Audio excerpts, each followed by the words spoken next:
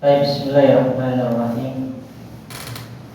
Assalamualaikum warahmatullahi wabarakatuh. Waalaikumsalam warahmatullahi wabarakatuh. Alhamdulillah alladzi arsala rasulahu bil huda wa dinil haqq liyudhhirahu 'ala ad-dini kulli walau karihal kafirun. Allahumma shalli wa sallim wa barik ala nabiyyina Muhammad wa ala alihi wa sahbihi wa man tabi'ahum bi ihsanin ila yaumiddin, amma ba'du. Baik, insyaallah taala kita akan melanjutkan kembali pembahasan kita tentang isim-isim mabni, yang mana pada pelajaran sebelumnya kita mengetahui isim apabila ditinjau atau dilihat dari perubahan huruf akhirnya, isim itu terbagi menjadi dua. Ada isim-isim yang bisa berubah harokat akhirnya, dan ada isim-isim yang harokat akhirnya tetap pada suatu keadaan. Isim-isim yang harokat akhirnya bisa berubah-ubah dikenal dengan nama isim mu'rab. Sedangkan isim-isim yang harokat akhirnya tidak bisa berubah-ubah dikenal dengan nama isim mabni. Dan ternyata isim mabni itu hanya beberapa kata saja atau beberapa isim saja yang masuk dalam kategori isim-isim mabni. Sudah kita pelajari pada pelajaran sebelumnya dua dari isim-isim mabni. Yang pertama adalah isim dhamir, dan yang kedua adalah isim isyarah. Isim dhamir dan ada isim isyarah. Insyaallah taala pada pertemuan kali ini kita akan masuk isim yang ketiga yang masuk dalam kategori isim mabni. Kata beliau di sini yang ketiga adalah al-ismu al-mausul. Isim yang ketiga adalah isim mausul. Jadi isim mausul ini termasuk dalam kategori isim-isim mabni. Kalau dahulu ketika kita belajar kitab Durusul Lughah, kita pernah juga mengenal tentang isim mausul ketika kita membahas tentang sifat atau na'at. Lah ternyata isim mausul tersebut masuk dalam kategori isim-isim yang mabni. Apa itu isim mausul? Kita lihat. Isim mausul adalah kata penghubung. Isim mausul adalah kata penghubung, yaitu penghubung antara isim yang sebelumnya dan sesudahnya. Penghubung antara isim sebelumnya dan isim sesudahnya. Ya, jadi isim mausul adalah isim penghubung. Kalau mungkin dulu kita pelajari isim mausul adalah kata sambung yang menyambungkan antara isim yang sebelumnya dengan isim yang sesudahnya. Contohnya seperti alladzi dan allati. Contohnya adalah alladzi dan allati. Alladzi dan allati sama-sama memiliki arti yang. Alladzi artinya yang, allati juga artinya yang. Bedanya kalau alladzi adalah yang untuk laki-laki, sedangkan allati adalah yang untuk perempuan. Ya. yang untuk laki-laki dan yang untuk perempuan. Gitu ya. Misalkan kita buat kalimat mudzakkar. Kita kalimat mudzakkar begini.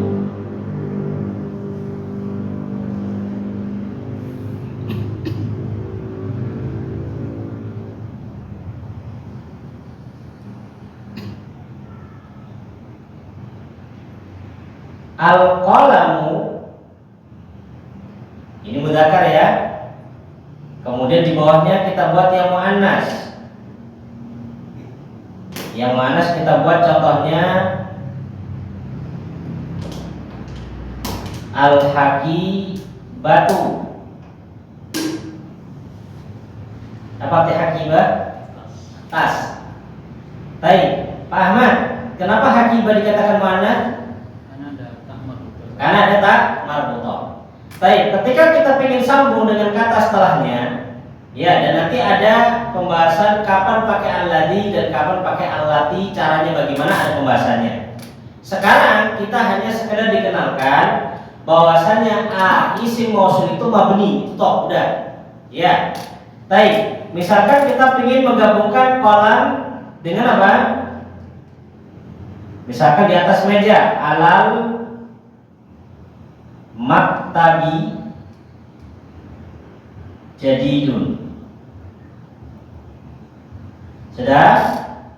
Kita punya kata kolam, ya, punya kata alal maktabi jadidun. Maka cara menyambungkannya di sini dengan menggunakan alladzi.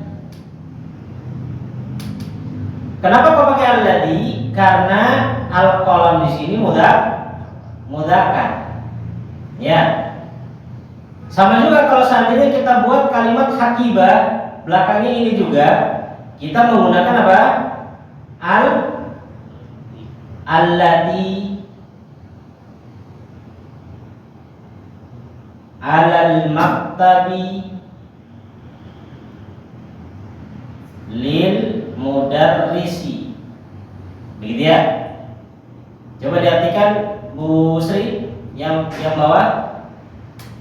Tas yang di atas meja milik guru. Tas yang di atas meja milik guru. Jadi kita nggak bisa langsung mengucapkan al-haqibatu 'alal maktabi, itu nggak bisa. Kenapa nggak bisa? Karena dalam bahasa Arab itu ada ketentuannya. Ya, nanti akan ada pembahasannya. Jadi alladzi itu fungsinya seperti ini, untuk menggabungkan kata sebelum dan kata sesudahnya. Itu saja. Baik, kita kembali. Alladzi yang untuk laki-laki, sedangkan allati yang untuk perempuan. Susunan isim mausul adalah sebagai berikut. Ini kalau susunan isim mausul sebagai berikut, yang bagian atas ini untuk mudzakkar, ini untuk muannas. Jadi kalau kita buat itu begini, ini jadinya begini nanti. Ya, di sini mudzakkar, ini muannas. Kemudian di sini nanti ini bagian atas ini mufrad, kemudian mutsanna sama jamak, gitu ya.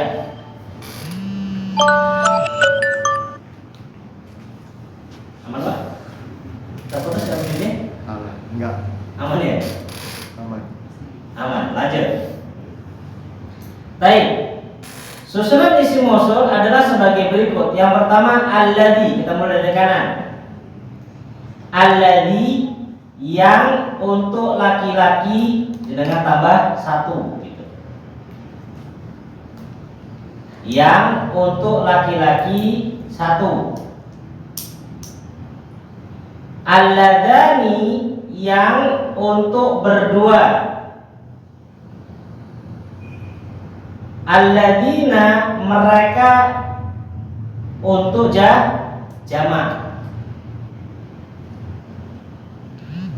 Ya, mereka untuk jamak. Makanya kalau misalkan kita dapatkan kata alladzina dalam Al-Qur'an, maka alladzina itu isim mausul, kemudian dia menunjukkan bilangan banyak.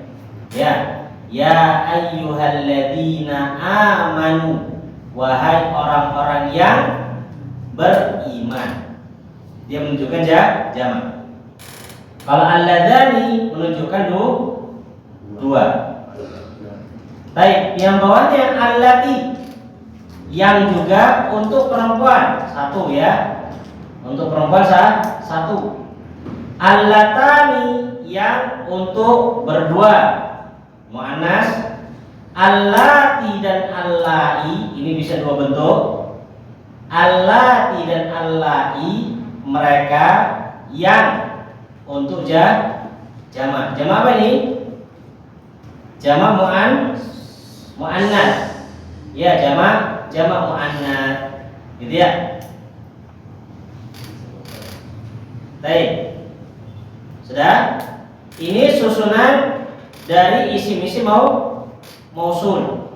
Ya, susunan dari isim-isim mausul.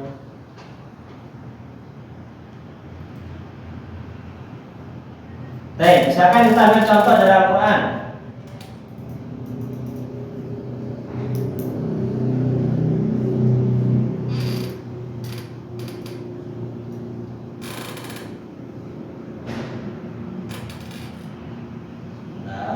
Kita ambil yang Al-Baqarah aja.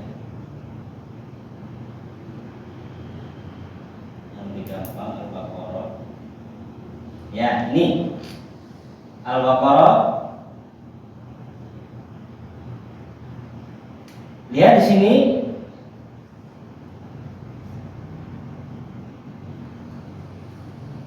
Ada kata alladzina ini. Lihat yang sebelah kanan. Ya, alladzina. Ayat yang kedua, yang ketiga, alladzina yu'minuna. Itu menunjukkan jamak. Kemudian di sini juga ada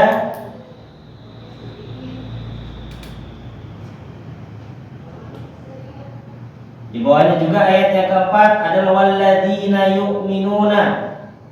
Ada juga untuk apa? Jamak. Gitu ya. Coba kita lihat setelahnya.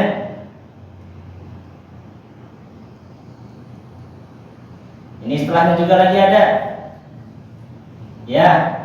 Setelahnya ada innalladzina kafaru. Pakai alladzina. Kemudian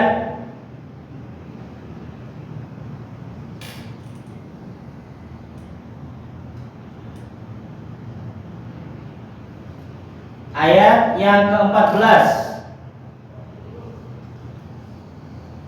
Ayat yang ke-14 yang ini. Wa idza laqul ladzina amanu. Ya, wa idza laqul ladzina amanu. Baik. Kalau dari sisi contoh yang paling banyak di Al-Qur'an itu kalau nggak mufrad, maka contohnya adalah contoh apa? Jamak. Kalau untuk contoh yang mutsanna, yaitu contoh tentang alladzani dan allatani, itu contohnya sedikit. Ya, contohnya sedikit. Terus isim mausul, perhatikan. Di sini beliau memberikan tambahan catatan. Isim mausul semuanya mabni kecuali, ini sama seperti pembahasan apa? Isim isyarah. Isim isyarah beliau mengatakan isim isyarah semuanya mabni kecuali apa? Yang menunjukkan bilangan mutsanna, yaitu alladzani dan allatani, atau allataini alladaini. Tapi kemarin Anda sudah katakan kita ambil yang apa? Mudah. Ya, kita cuma mengatakan isim mausul semuanya mabni. Sini aja udah cukup. Kecualinya untuk pembahasan selanjutnya insya Allah kita pelanjutan. Jadi untuk saat ini kita pahami bahwasannya isim mausul semuanya apa? Isim mausul semuanya mabni tanpa terkecuali. Ya, tanpa terkecuali. Baik yang mufrad, mutsanna maupun yang jamak semuanya adalah mabni. Gitu. Baik, soal, Pak Eka, alladzi mabni apa Pak di sini? Harakat mabni apa dia Pak? Alladzi. Enggak, dia bukan isim mubtada, enggak masuk isim mangkus. Isim mangkus mu'rab. Jadi enggak masuk. Alladzi enggak masuk isim mangkus. Kenapa? Karena isim mangkus bagian isim mu'rab. Ini isim mabni punya nama sendiri. Jadi namanya apa? Isim mausul. Lah, isim mausul itu memiliki kondisi satu harakat tertentu. Ya. Kalau di sini alladzi ini kan harusnya ya. Ya apa ini harakatnya? Sukun, maka mabni sukun, gitu ya. Alladzani mabni apa? Gitu ya. Mabni alif atau mabni kasrah. Tapi mereka untuk yang mutsanna itu mereka mengatakan mabni alif. Ya, untuk yang mutsanna mabni alal alif. Gitu. Baik. Jadi sampai kapanpun isim mausul itu bentuknya seperti ini, tidak ada perubahan. Ya, bentuknya seperti itu, tidak ada perubahan. Lanjut. Yang termasuk isim mabni adalah isim istifham. Perhatikan dulu. Untuk istifham ini faedah ya. Faedah.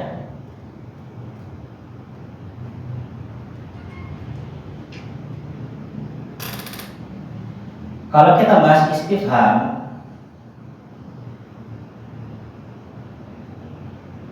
bahas tentang istifham. Istifham itu ada dua. Ada yang masuk kategori isim, ada yang masuk kategori huruf. Ya, ada yang masuk dalam kategori isim dan ada yang masuk dalam kategori huruf. Jadi ya. Sekarang yang kita bahas yang mana? Yang isim. Yang kita bahas isim istifham. Ya, isim istifham. Baik, Anda beritahukan seperti ini karena nanti pada pembahasan lanjutannya ini akan ada kaitannya dengan i'rab. Ya, ada kaitannya dengan kedudukan suatu kalimat itu ada, gitu ya. Baik, ini sekedar pengingat aja. Ada isim istifham, ada isi apa? Ada isim istifham, ada huruf istifham gitu. Isim istifham, ada huruf istifham. Jadi misalkan dengan baca suatu buku, kemudian mereka mengatakan huruf istifham, begitu ya misalnya, maka itu gak usah bingung. Kenapa? Karena memang ada huruf istifham dan ada isim istifham. Termasuk yang mabni adalah isim istifham. Apa itu isim istifham? Isim istifham adalah isim yang biasa digunakan sebagai kata tanya. Isim istifham adalah isim yang biasa digunakan untuk kata tanya. Dulu kita Darussuloqa bilangnya apa? Kata tanya. Contohnya man. Apa artinya man? Siapa? Kaifa artinya apa? Bagaimana? Aina? Mana atau di mana? Ya, mana atau di mana? Ya. Kam, apa artinya kam? Berapa? Kalau kam ini menanyakan bilangan.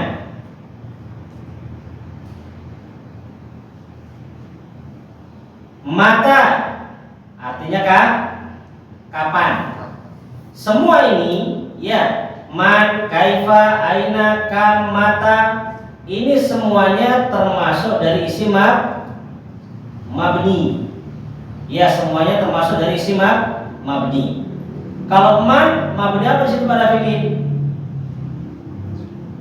Sukun. Kalau kaifa, Pak Tio, fathah. Kalau aina, Pak Eka, fathah. Kalau kam, Pak Ahmad, sukun. Kalau mata, mulut fi, sukun.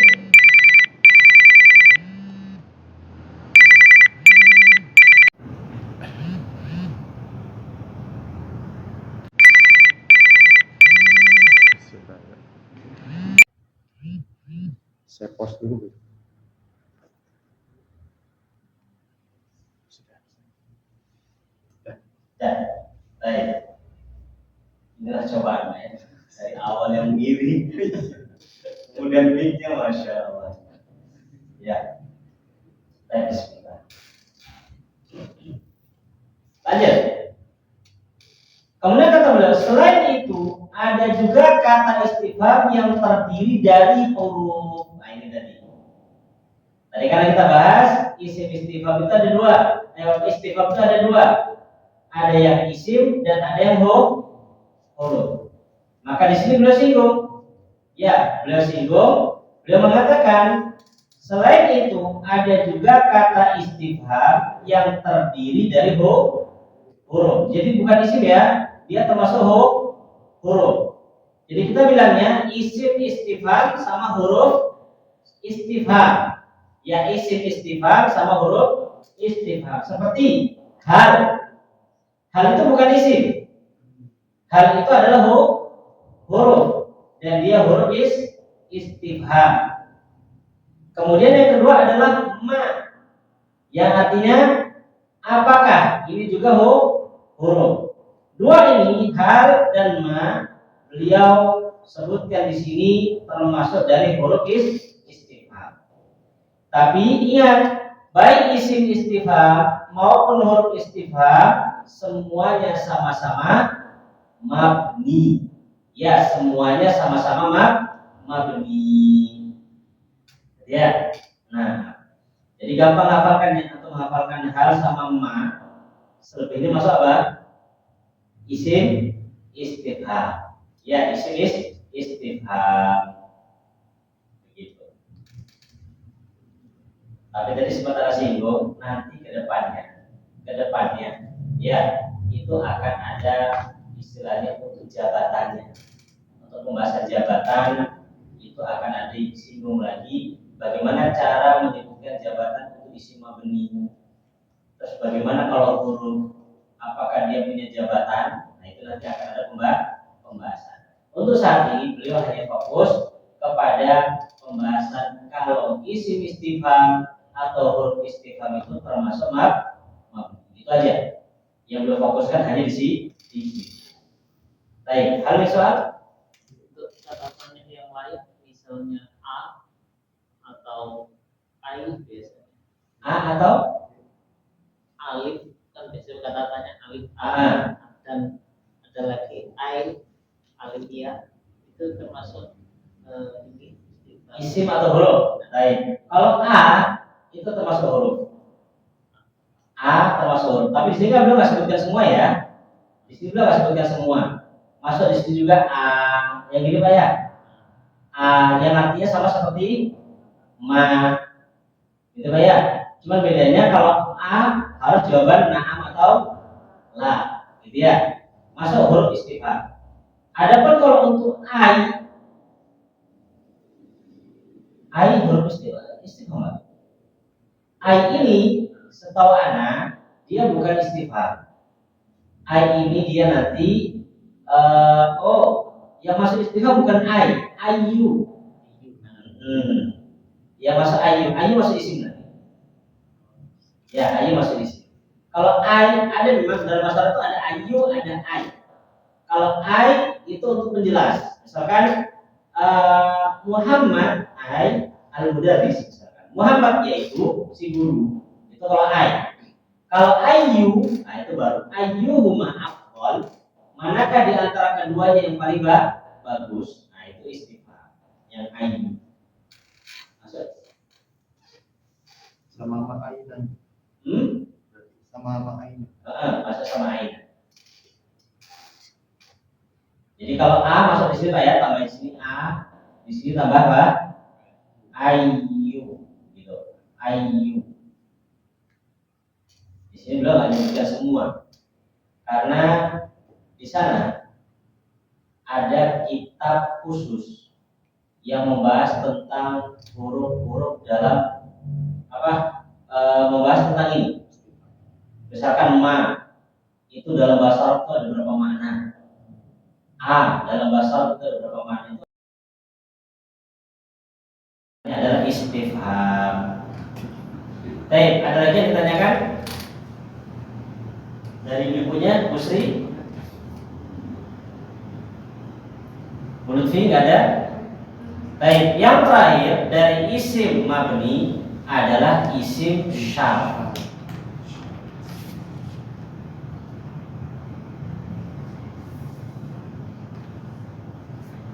Isim syarat.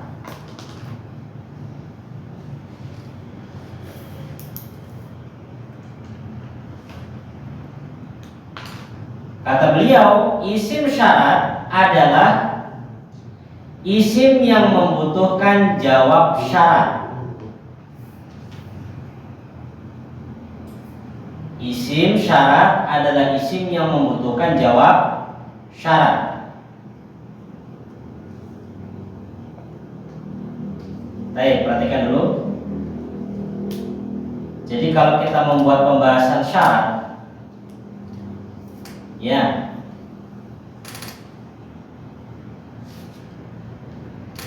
kalau kita bahas tentang masalah syarat itu, kita bisa buat begini.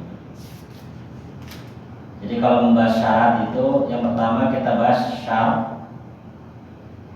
Itu yang kita ketahui yang pertama adalah apa namanya ini?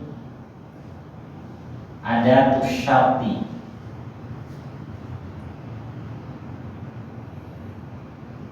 Ada tusyarti itu adalah alat yang digunakan untuk mensyaratkan. Nanti masuk di dalamnya sini apa? Masuk di dalamnya ini adalah isim asyar. Yang masuk di dalamnya isim syarat. Kenapa Anda pakai di sini lafaz ada tuh? Ya, karena memang dipakai dalam kitab-kitab yang seperti itu. Jadi alat yang digunakan untuk mensyaratkan. Nanti akan saya buatkan contoh. Kemudian yang kedua, kalau kita bahas syarat itu ada namanya, ya, ada namanya. Kita buat lebih simpel ya, buat simpel aja. Ada namanya syarat yang diajukan, asyartun. Satu lagi ada yang namanya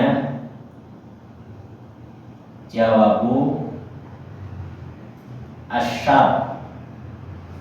Jawab dari syarat. Jawab dari syarat itu maksudnya gimana? Kalau syarat ini terpenuhi, maka hasilnya akan dia dapat.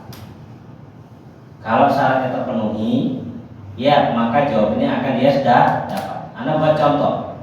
Di sini beliau contohkan adalah man. Beliau contohkan man. Kita buat contohnya. Apa artinya man itu? Siapa saja atau barang siapa. Ya, siapa saja atau barang siapa.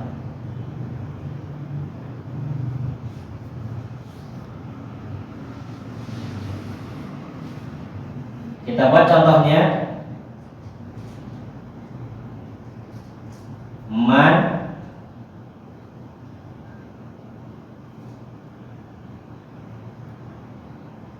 Man ijtahada. Man ijtahada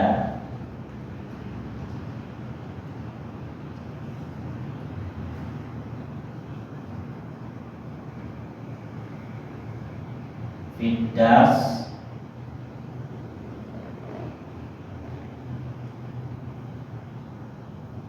faza. Man artinya barang siapa yang. Ijtahada, apa arti ijtahada? Bersungguh-sungguh. Fidarsi di mana? Di pelajaran. Maka faza dia akan beruntung. Dan ini saya ulangi, barang siapa yang sungguh-sungguh di pelajaran, maka dia akan sukses atau beruntung. Sekarang kalau kita pakai ini, di sini ya man di sini masuk dalam kategori ada tuh syarat, kan itu ya, alat yang digunakan untuk mensyaratkan. Kemudian ijtihada masuk apa? Syaratnya, ya Pak. Kemudian faza apa ini? Jawab syaratnya. Kok tambah bingung Ustaz? Baik, perhatikan. Sekarang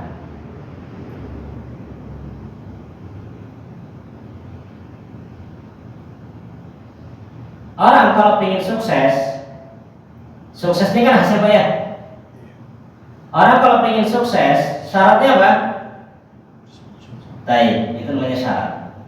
Kalau dia sudah bersungguh-sungguh, maka insya Allah akan sukses. Itulah isim syarat. Isim syarat itu kalau seandainya misalkan, ya kalau seandainya jawab syaratnya itu dihilangkan, Anda buat begini, Anda hilangkan ini, Anda cuma ngomong, man ijtahada fiddas, barang siapa yang sungguh-sungguh di dalam pelajaran, kemudian Anda diem. Sempurna enggak? Enggak. Ya, harus ada apa? Harus ada faza. Harus ada sempurna. Ya, harus ada kata sukses. Baru kalimatnya jadi sempurna. Makanya di sini beliau definisikan, perhatikan, isim syarat adalah isim yang membutuhkan jawab syarat. Kenapa butuh jawab syarat? Karena tanpa jawab syarat kalimatnya tidak akan sempurna, gitu ya. Jadi isim syarat adalah isim yang membutuhkan jawab syarat. Antum tambahkan untuk menyempurnakan maknanya. Untuk menyempurnakan maknanya.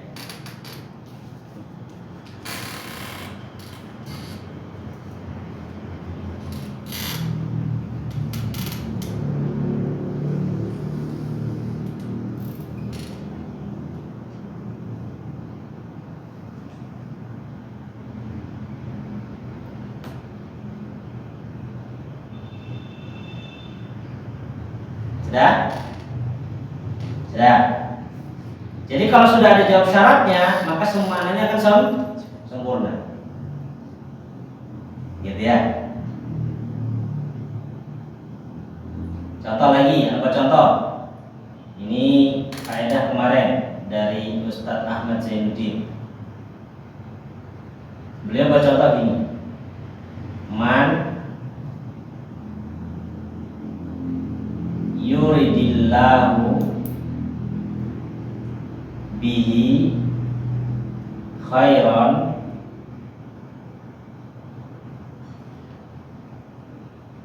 yufaqih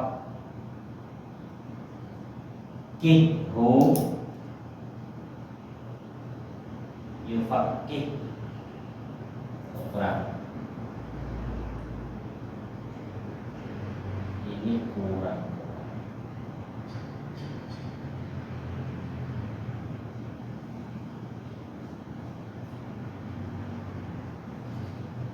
Yufaqihu fiddin.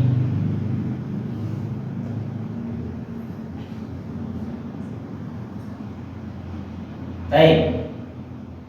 Artinya dalam kalimat ini, artinya man apa artinya? Barang siapa yang. Yuridillahu, Allah inginkan. Barang siapa yang Allah inginkan bihi, bagi dia. Allah inginkan apa?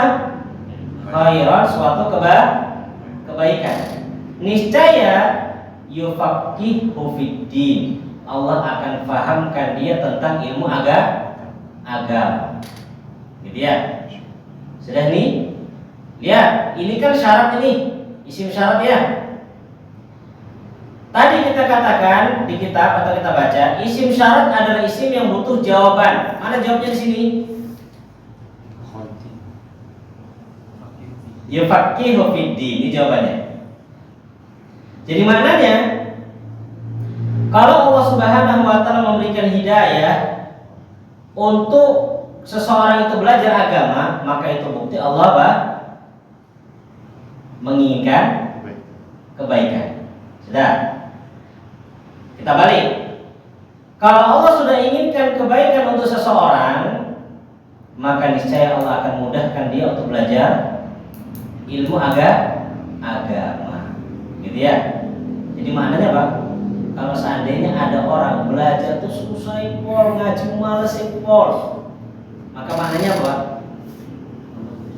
Allah belum, jangan tidak ya, belum. Kalau tidak beda itu, karena belum dengan tidak itu berbeda ya. Tapi Allah belum menginginkan kebaikan untuk dia. Gitu. Makanya ngerti syarat, oh syarat begini. Tapi kalau Allah sudah ingin, pasti apa? Allah akan fahamkan agama. Gitu ya, Allah fahamkan. Maka belajar bahasa, oh ternyata ada syarat itu, butuh jawabannya begini, butuh begini. Itu bisa membuat kita lebih paham tentang sabdanya Nabi alaihi salatu wassalam. Gitu ya. Ini belum anak preteli mana ini ya, yufaqihu. Karena dalam bahasa Arab itu ada faqaha, ada fahimah. Artinya sama-sama memahamkan. Ya, tapi yang dipakai dalam hadis yang mana? Faqaha. Ini kan kalau terjadi kamus kan gitu. Dari fa, qaf sama ha, kan gitu ya. Kenapa kok dipilihnya pakai kalimat ini? Bukan pakai kalimat apa? Fahimah. Itu ada maksud tersendiri dalam hadis. Dan ini hanya bisa diketahui bagi orang yang belajar bahasa Arab. Ya, oh ternyata kalimat ini maknanya begini. Ya. Baik. Kalau nggak belajar bahasa Arab saya bisa paham. Pahamnya bisa, cuma kurang maksimal. Gitu ya. Anda kasih sedikit contoh. Ketika Anda membaca hadis, Allah Subhanahu wa taala mengharamkan 3 hal. Dan Allah Subhanahu wa taala membenci 3 hal. Yang pertama adalah Allah mengharamkan durhaka kepada orang tua. Itu dalam bahasa Arabnya itu kan pakai kata apa? Bahasa Arabnya itu pakai kata ummahat. Ummahatun. Sekarang pertanyaan saya pada fikih, ummahat ini mufrad, mutsanna atau jamak? Jamak. Oke, jamak ya. Kita ikuti pada fikih, ini jamak.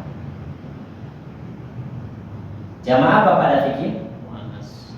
Jamak muannas as-salim. Jamak muannas salim. Oke.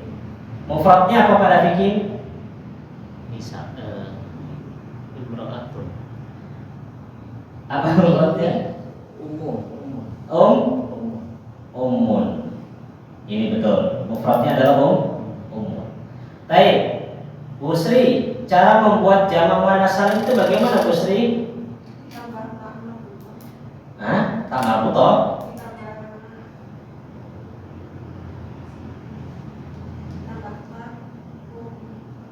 Ditambahkan ciri-ciri jamak muannas salim apa? Alif ta. Jadi di belakangnya ada ini ya, ada alif ta, gitu ya. Itu ciri jamak muannas salim. Baik, sekarang itu bersama saya. Kalau seandainya kata umun ini kita tambahkan alif sama ta, harusnya jadinya apa? Harusnya jadinya matun, kan gitu ya? Ya nggak Pak? Baik, ummatun, begitu ya? Ummatun. Tapi dalam hadis kalimatnya pakai apa? Ada tambahan apa? Ha. Ada tambahan ha. Dari mana tuh ha itu? Ya, oh tiba-tiba muncul ha di situ. Kita ambil contoh lagi, sebelum kita lari nih ya. Anda punya kata talibatun. Kalau kita jamakkan dengan jamak muannas salim jadinya apa? Talibatun. Kan begini ya. Caranya kalau ada tak marbutohnya dibuang dulu kan begitu. Baru tambah alif ta. Kita punya kata lagi. Zainabu. Zainabu. Kalau kita jamakkan muannas salim jadi apa? Zainabu. Zainabatun. Kan gitu ya? Tinggal nama alif dan ta kan tanpa menambah huruf. Sedangkan di sini ada haknya. Ternyata ya bahasa Arab itu memang unik, Pak. Baik, anak kasih contoh. Anak kasih penjelasan contoh. Anak kasih penjelasan. Jadi di sini kata itu bisa untuk insan. Apa insan? Manusia. Bisa juga untuk apa? Hewan. Gitu ya. Bisa untuk hewan, kan gitu ya? Bisa untuk hewan. Ya kan? Nah, bisa untuk hewan. Sudah. Lah, ditambahkan hak di sini itu untuk menunjukkan bahwasanya yang dimaukan adalah yang ini. Ya, kalau di kamus ummun kemudian jamaknya ummat itu untuk binatang. Ummun dengan jamak ummat ini itu untuk binatang. Jadi induk binatang.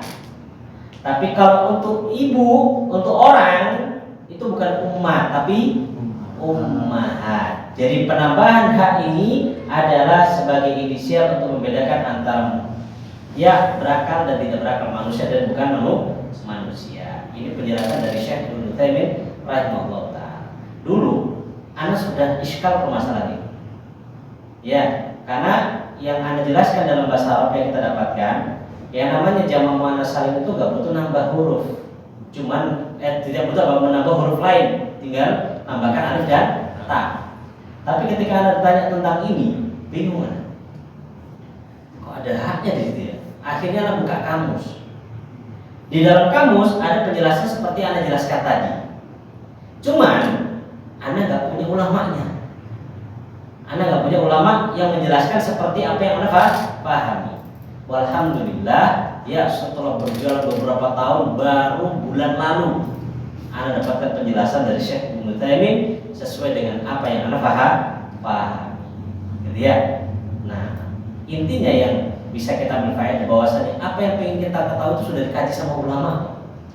Tinggal kita baca, insya Allah kita akan dapatkan jawaban. Ya, dapatkan jawaban. Itu masya Allah. Dikaji sama para ulama. Baik.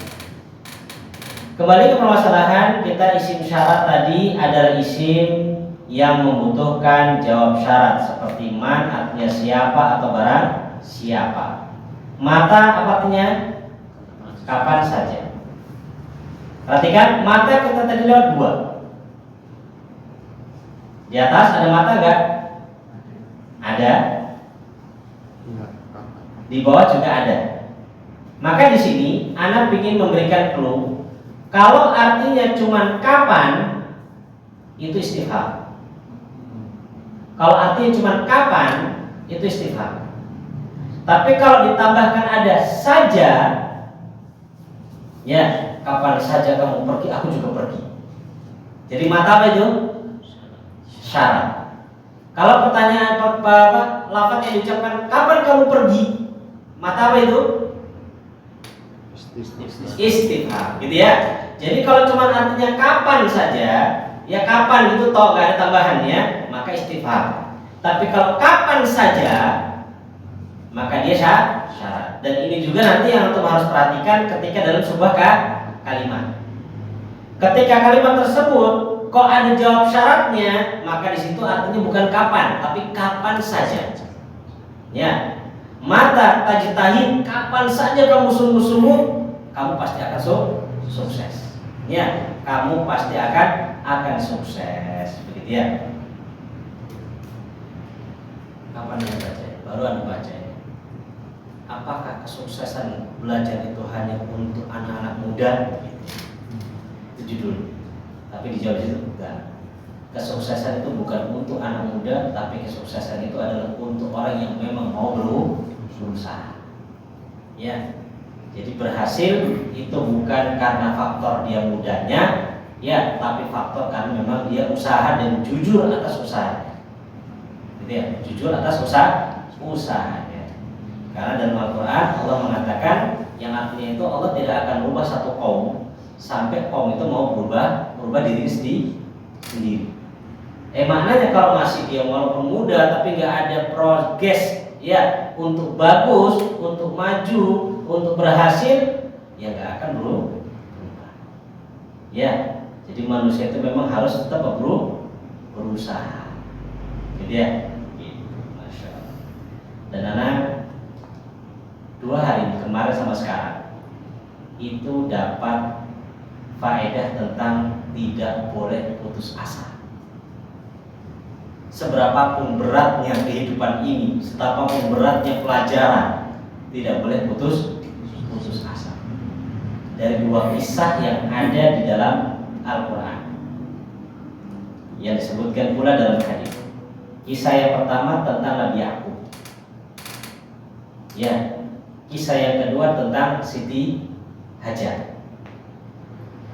Kalau Nabi Yakub untuk laki-laki, Siti Hajar untuk perempuan. Ya, Siti Hajar gimana ceritanya? Ditinggal oleh Nabi Ibrahim di mana? Di mana? Di Mekah. Di lembah yang gak ada penduduk, gak ada makanan, gak ada buahan, gak ada orang. Di sana gak punya sanak famili, gak dikasih bekal apapun. Ya. Tapi apakah beliau putus asa? Enggak. Ketika beliau tahu bahwasannya memerintahkan itu adalah Allah, beliau yakin kepada Allah Subhanahu wa Ta'ala. Allah enggak akan menyanyiakan. Ketika Nabi Ismail nangis karena haus ingin minum, apakah beliau putus asa? Putus asa enggak? Apa yang dilakukan? Hah? Lari. Naik kemana? Sofa Marwah. Itu menunjukkan bahwasanya seberat apapun hidupmu, tetap jalan dan tetap berusaha, yakin akan pertolongannya Allah Subhanahu wa Ta'ala. Allah tidak akan menyia-nyiakan usahamu. Jadi ya, Allah pasti akan melihat. Nabi Yakub juga sama, ditinggal oleh kehilangan anak yang tercinta, Nabi Yusuf alaihissalam. Siapa yang buat? Yang buat Nabi Yusuf siapa? Saudara sendiri. Nabi Yakub tahu gak? Tahu. Bayang loh Pak, sama ngerti anak sama di gua kalau dulur diri. Iman kali Pak. Ya, udah begitu bukan malah ngaku salah. Ya, malah buat apa? Alibi. Ya, membuat kebohongan. Dan misalkan datang Pak, saya begini maaf. Itu mungkin orang tua masih apa? Masih rada beli. Ini sudah tahu salah, malah apa? Bohong, membuat alasan palsu, nggak ngakui. Wes, pokoknya macam-macam. Bahkan mereka mengatakan gini. Nek bahasa kita bebas itu. Malah Pak, meskipun kami jujur sampai nggak ngiro percaya Pak. Sampai begitu mereka ngomong. Ya, kami jujur bagaimanapun kamu nggak bakal percaya. Karena Pak, kamu udah nggak percaya sama kami. Bayangkan orang tua digitukan itu, masya Allah perasaan. Itu berjalan berapa lama panjang nih, bertahun-tahun. Tapi apakah Nabi Yakub putus asa? Enggak. Ya, sabar. Tapi sabar itu bukan maknanya nggak boleh nangis loh ya. Ya, bukan maknanya nggak boleh kita jadi apa, lemah, sakit hati boleh. Ya, tapi ingat tidak boleh menyalahkan takdir. Tetap yakin bahwasanya yang Allah tetapkan pasti yang paling terbaik. Gitu ya. Maka di sini Anda masukkan ke pelajaran kita. Meskipun bingung antum dalam bahasa Arab, ya meskipun antum bingung dalam bahasa Arab, jangan pernah putus asa, lanjutkan perjuangan sampai akhir. Ya, sampai akhir. Kita akan temani antum perlahan sedikit demi sedikit. Paham insyaallah ya? Seperti itu. Baik. Ma artinya apa saja, mahma artinya bagaimana saja. Ini semuanya adalah isim syarat. Baik. Alhamdulillah kita selesai dengan pembahasan isim-isim mabni. Baik. Sekarang kita masuk tasrif. Monggo Bu. Ustaz, Iya. tadi yang seperti isim istifham sama mannya Syarat, ya? syarat. Kalau isim istifham artinya siapa, gitu aja. Sama kayak tadi ya? Siapa? Sama. Kalau isim syarat siapa saja. Atau barang. Sama untuk yang berakal dan Betul. nggak berakal juga. Oh, untuk berakal nggak berakal? Iya. Nanti ada pembahasan lanjutnya. Oh. Kalau berakal nggak berakal nanti. Ya, itu cuma arti toh. Ya. Karena berakal nggak berakal nanti ada pembahasannya sendiri. Cuma biasanya kalau dulu kita bahas ma untuk yang nggak berakal, man yang berakal. Gitu ya.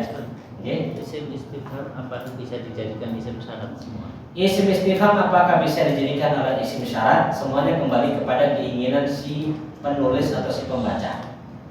Kalau dia niatkan sebagai isim syarat jadi isim syarat. Kalau dia niatkan jadi isim istifham jadi isim istifham. Cuman ada yang butuh Anda garis bawahi, nggak semua isim istifham kemudian bisa jadi isim syarat. Hanya beberapa kata saja yang pas ketepaan sama. Gitu. Jadi nggak semua kemudian kita pindahkan dari isim istifham kepada isim syarat, kemudian isim syarat kita pindahkan ke isim istifham, enggak. Hanya beberapa kata saja yang sama. Jadi ya, tadi saya jawab pertama seperti itu karena masih melanjutkan dari Pak Tio, ma sama man, gitu ya. Kalau man dengan anggap isim istifham silahkan, ma atau man atau menganggap isim syarat silahkan. Tergantung kalimatnya. Sudah? Baik, monggo Pak Ahmad tasrifnya. Yang usul ya, yang atas ya. Monggo. Fa'ala yaf'ul fa'lan fa'ilun maf'ulun uf'ul la taf'ul maf'alun mif'alun fu'ila yuf'alu. Masya Allah. Monggo. Pak Eka. Fa'ala yaf'ulu fa'lan fa'ilun maf'ulun uf'ul la taf'ul maf'alun mif'alun fu'ila yuf'alu. Terus Pak Tio. Fa'ala yaqulu fa'lan fa'ilun maf'ulun uf'ul la taqul maf'alun mif'alun fu'ila yuf'alu. Pada bikin. Fa'ala yaqulu fa'lan fa'ilun maf'ulun uf'ul la taf'ul maf'alun mif'alun fu'ila yuf'alu. Musri.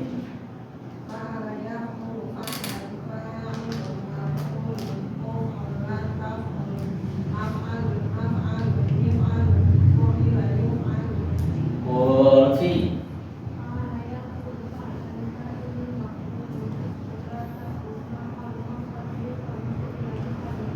Ada lagi yang lain?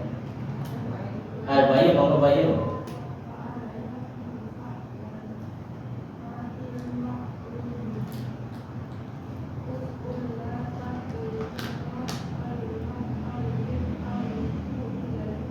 Baik, insya Allah.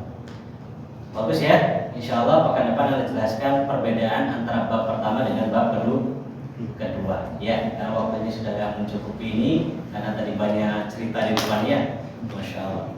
Baik, kita memohon kepada Allah Subhanahu Wa Taala taufik dan hidayahnya dan segala macam perbedaannya agar tidak bisa melanjutkan pelajaran kita dari kitab Nahwu ini sampai kita bisa membaca kitab-kitab berbahasa Arab. Baik, kita akhiri dengan doa kafaratul majelis. Subhanallah bihamdi, asyhadu an la ilaha illa anta, astaghfiruka wa atubu ilaik. Assalamualaikum warahmatullahi wabarakatuh.